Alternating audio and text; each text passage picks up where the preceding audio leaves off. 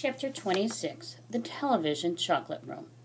The TV family, together with Charlie and Grandpa Joe, stepped out of the elevator into a room so dazzlingly bright and dazzlingly white that they screwed up their eyes in pain and stopped walking. Mr. Wonka handed each of them a pair of dark glasses and said, "Put these on, quick, and don't take them off in here, whatever you do. This light could blind you."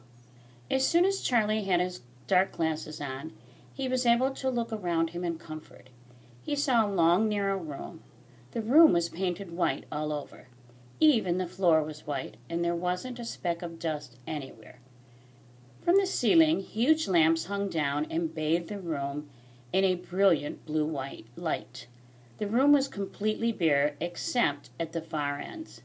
At one of the ends, there was an enormous camera on wheels, and a whole army of Oompa Loompas was clustering around it, oiling its joints and adjusting its knobs and polishing its great glass lens. The Oompa Loompas were all dressed in the most extraordinary way. They were wearing bright red spacesuits, complete with helmets and goggles. At least they looked like spacesuits.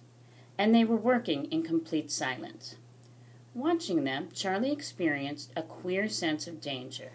There was something dangerous about this whole business, and the Oompa Loompas knew it. There was no chattering or singing among them, and here they moved about over the huge black camera, slowly and carefully in their scarlet spacesuits. At the other end of the room, about 50 paces away from the camera, a single Oompa Loompa, also wearing a spacesuit, was sitting at a black table gazing at the screen of a very large television set. "Here we go," cried Mr. Wonka, hopping up and down with excitement. "This is the testing room for my very latest and greatest invention, television chocolate." "But what is television chocolate?" asked Mike TV. "Good heavens, child, stop interrupting me," said Mr. Wonka. "It works by television. I don't like television myself. I suppose it's all right in small doses, but children never seem to be able to take it in small doses. They want to sit there all day long, staring and staring at the screen." "That's me," said Mike TV. "Shut up," said Mr. TV. "Thank you," said Mr. Wonka. "I shall now tell you how this amazing television set of mine works. But first of all, do you know how ordinary television works? It is very simple. At one end where the picture is being taken, you have a large movie screen, and you start photographing something. The photographs are then split up into millions of tiny little pieces, which are so small that you can't see them. And these little pieces are shot out onto the sky by electricity. In the sky, they go whizzing around all over the place until suddenly they hit the antenna on the roof of somebody's house. They then go flashing down the wire that leads right into the back of the television set. And in there they get jiggled and joggled around until at last every single one of those millions of tiny pieces is fitted back into its right place, just like a jigsaw puzzle. And presto, the photograph appears on the screen." "That isn't exactly how it works," Mike TV said.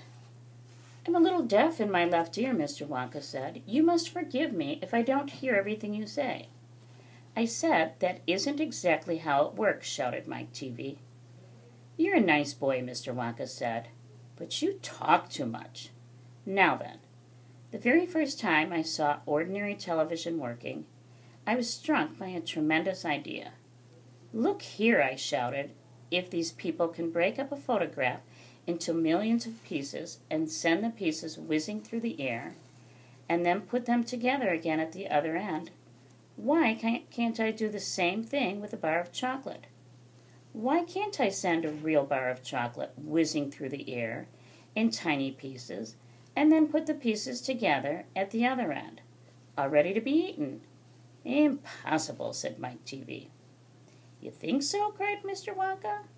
"Well, watch this. I shall now send a bar of my very best chocolate from one end of the room to the other, by television. Get ready there. Bring in the chocolate." Immediately, 6 Oompa Loompas marched forward, carrying on their shoulders the most enormous bar of chocolate Charlie had ever seen.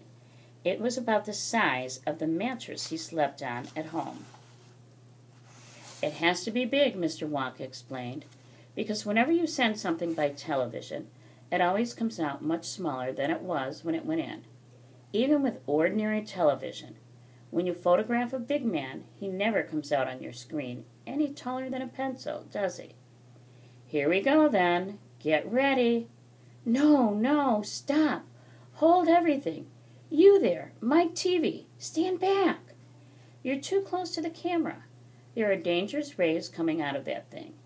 They could break you up into a million tiny pieces in 1 second. That's why the Oompa Loompas are wearing spacesuits. The suits protect them. All right, that's better. Now then, switch on." One of the Oompa Loompas caught hold of a large switch and pulled it down. There was a blinding flash. "The chocolate's gone," shouted Grandpa Joe, waving his arms. He was quite right. The whole enormous bar of chocolate had disappeared completely into thin air. "It's on its way," cried Mr. Wonka. "It is now rushing through the air above our heads in a million tiny pieces. Quick, come over here." He dashed over to the other end of the room where the large television set was standing, and the others followed him. "Watch the screen," he cried. "Here it comes. Look!" The screen flickered and lit up. Then suddenly a small bar of chocolate appeared in the middle of the screen. "Take it!" shouted Mr. Wonka, growing more and more excited. "How can you take it?" asked Mike TV, laughing. "It's just a picture on a television screen." "Charlie Bucket," cried Mr. Wonka, "you take it. Reach out and grab it." Charlie put out his hand and touched the screen, and suddenly, miraculously, the bar of chocolate came away in his fingers. He was so surprised he nearly dropped it. "Eat it!" shouted Mr. Wonka. "Go on and eat it. It'll be delicious. It's the same bar. It's gotten smaller on the journey, that's all." "It is absolutely fantastic," gasped Grandpa Joe. It's a miracle." "Just imagine," cried Mr. Wonka, "when I start using this across the country, you'll be sitting at home watching television, and suddenly a commercial will flash onto the screen, and a voice will say, 'Eat Wonka's chocolates. They're the best in the world. If you don't believe us, try one for yourself. Now.' And you simply reach out and take one. How about that, eh?" "Terrific!" cried Grandpa Joe. "It will change the world."